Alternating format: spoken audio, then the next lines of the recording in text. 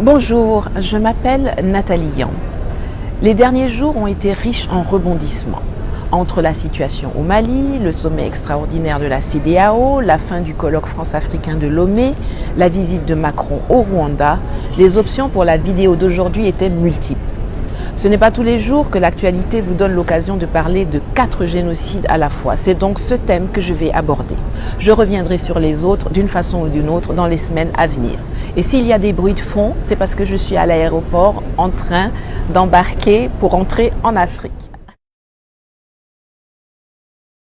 Hasard du calendrier, le 28 mai 2021, alors que Macron atterrissait au Rwanda pour la deuxième visite d'un chef d'État français après la rupture des relations diplomatiques en 2006, puis leur rétablissement en 2009, l'Allemagne reconnaissait avoir commis un génocide en Namibie. Et pourtant, si les circonstances sont similaires, les attitudes des protagonistes occidentaux ne pourraient pas être plus différentes. Mais commençons d'abord par un rappel historique, puisqu'on ne nous enseigne pas ces choses à l'école.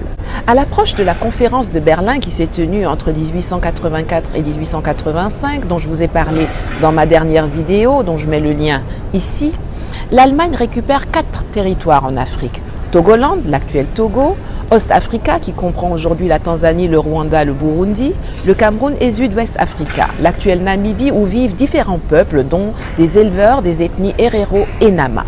Pendant 20 ans, les colons allemands ne font pas dans la dentelle et violent, maltraitent, pillent les terres et le bétail des locaux jusqu'à ce que ces derniers, excédés aussi par le fait qu'une peste bovine avait décimé le peu de cheptel qu'il leur restait, décident de se rebeller.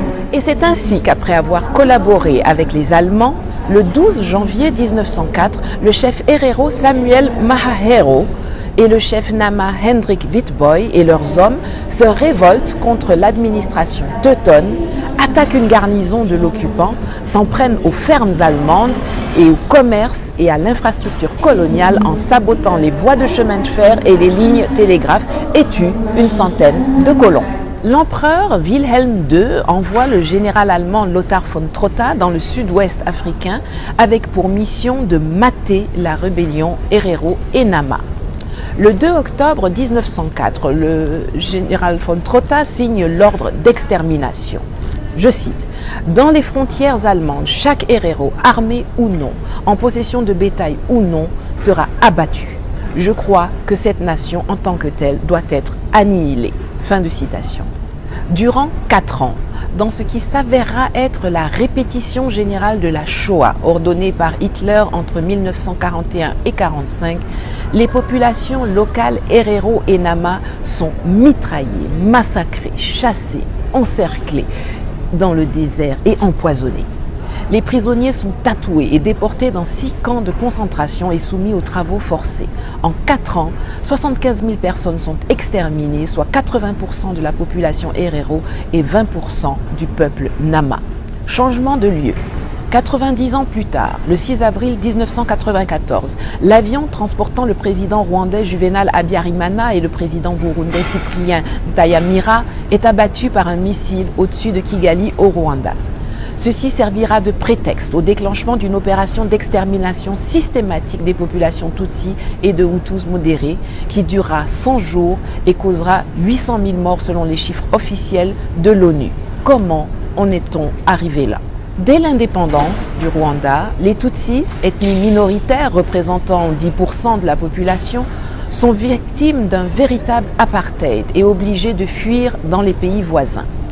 Après avoir à plusieurs reprises tenté en vain un retour dans leur pays, les Tutsis se dotent à la fin des années 80 d'une organisation politico-militaire, le Front patriotique rwandais, FPR, auquel se joignent des opposants Hutus modérés qui lancent depuis l'Ouganda ses troupes à l'assaut du régime Habyarimana le 1er octobre 1990.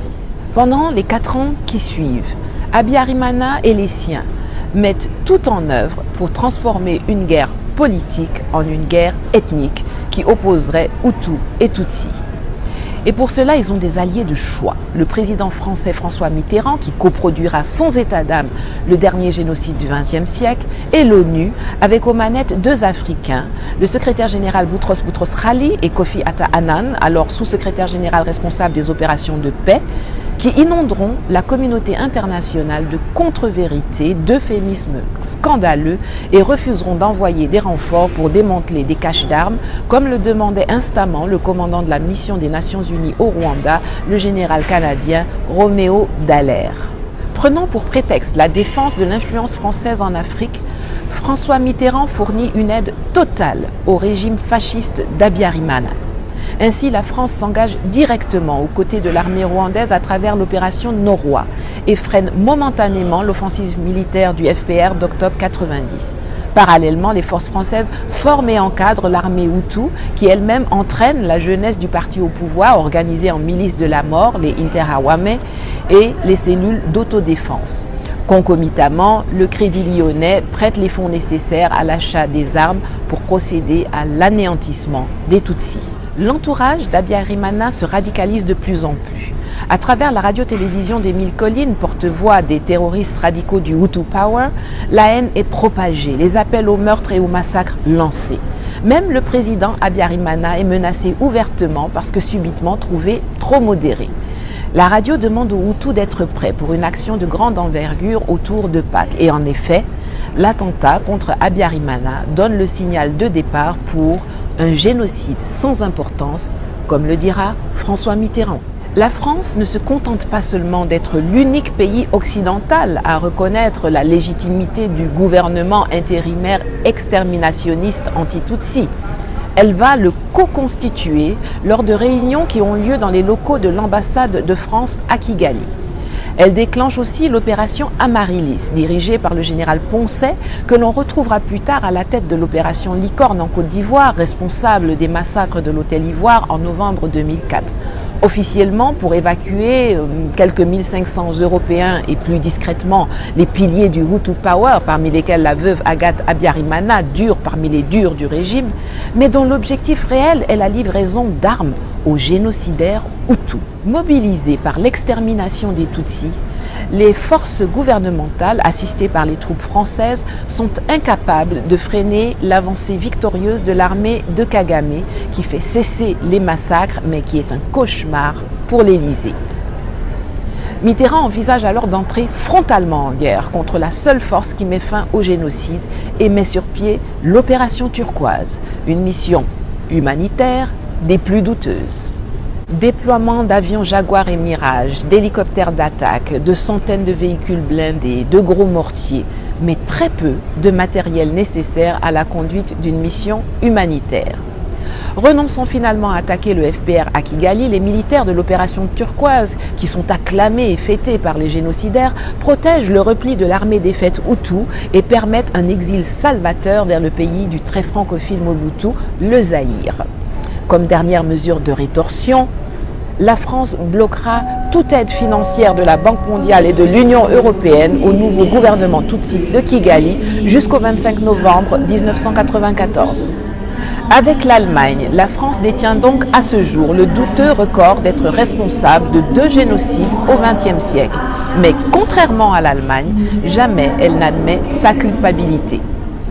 Avant le génocide des Tutsis au Rwanda, la France a été responsable, co-responsable avec l'Allemagne du génocide des Juifs, puisque le régime de Vichy a collaboré à déporter des milliers de personnes. Parmi les 6 millions de Juifs qui sont morts pendant la Deuxième Guerre mondiale, il y en a des dizaines de milliers qui sont venus de France. Donnons donc à Macron le crédit de s'être inscrit dans la longue tradition française qui consiste à utiliser la responsabilité et la co-responsabilité comme ligne de défense pour éviter de reconnaître leur culpabilité lorsqu'ils commettent les crimes les plus ignobles. Soulignons que la France est le seul pays dont le gouvernement a participé à ce qu'on appelle la solution finale, comme on nomme le génocide des Juifs, et qui se retrouve, par une entourloupe de l'histoire dont elle a le secret, dans le camp des vainqueurs. Il n'y a pas eu de camp de concentration ou d'internement issus du régime nazi en Chine, en Russie, en Angleterre ou aux États-Unis.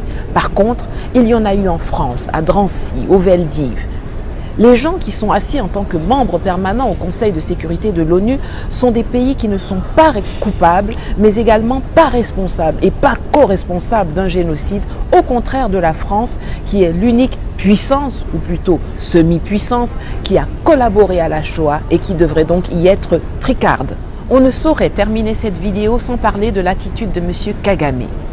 Certains se sont bruyamment réjouis du fait qu'il ait envoyé un ministre pour accueillir Macron à son arrivée à Kigali, là où les présidents du précaré français se bousculent toujours pour aller ventre à terre l'attendre à l'aéroport.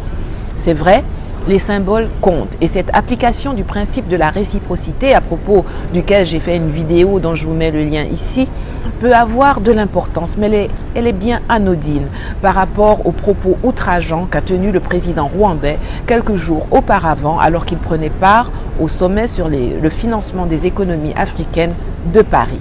Ce jour-là, dans les médias français, il a nié avec aplomb les exactions que son armée et les miliciens à sa solde commettent à l'est du Congo, où des centaines de milliers de personnes sont massacrées bon an mal an dans l'indifférence totale depuis des décennies pour que le Rwanda devienne le principal exportateur de coltan, ce minerai indispensable à la fabrication de téléphones portables, de voitures électriques, de batteries, etc., alors qu'il n'en produit lui-même que très peu. Les puristes se disputent pour savoir si l'on doit attribuer le nom de génocide à ces tueries systématiques. À partir de combien de personnes peut-on qualifier un massacre de génocide? Est-ce que c'est l'intention qui compte ou alors le caractère massif? À vrai dire, peu importe. Il faut que ces tueries cessent, point. Si on peut comprendre la satisfaction des Rwandais de voir Paris reconnaître, même du bout des lèvres, sa responsabilité dans le drame qui a balafré leur pays, on ne peut pas ignorer la colère et la douleur des Congolais qui voient leurs martyrs tués une seconde fois. Il est lamentable que M. Kagame impose aux autres le négationnisme dont le Rwanda a souffert pendant trop longtemps de la part des responsables, complices et coupables du génocide de 1994. L'attitude choquante de Paul Kagame n'est pas sans rappeler celle de la victime du viol qui devient elle-même violeur quelques années plus tard. Reconnaître sa responsabilité dans la perpétration d'un génocide ou d'un massacre à grande échelle et en accepter la sanction est non seulement le premier pas vers la rédemption, mais évite également d'insulter la mémoire des victimes et permet à ceux qui ont survécu aux actes de barbarie de commencer à faire leur deuil et à se reconstruire. Nous savons tous quelle est la démarche à suivre pour mettre fin à ce négationnisme. Les populations et les gouvernements israéliens, namibiens et rwandais eux-mêmes nous l'ont montré. Une attitude ferme qui n'exclut pas la rupture des relations diplomatiques, ainsi qu'une union sacrée des populations, du gouvernement et de la classe politique pour exiger respect, reconnaissance et réparation. Depuis ce fameux 28 mai, je vois ici et là sur les réseaux sociaux des gens, et parmi eux des intellectuels, rappeler que les mêmes Français et Allemands ont également commis des actes de barbarisme et de génocide au Cameroun. C'est vrai. Mais je tiens à leur signaler que ni la France ni l'Allemagne n'ont fait acte de contrition spontanément. Encore que pour la France, ce n'est pas une contrition et encore moins une repentance. C'est la pression de l'opinion publique et des gouvernements des pays victimes qui les ont amenés, pour l'un, à reconnaître sa responsabilité en continuant de nier sa culpabilité, et pour l'autre, à reconnaître sa culpabilité, à demander pardon et à procéder au paiement d'indemnités en guise de réparation.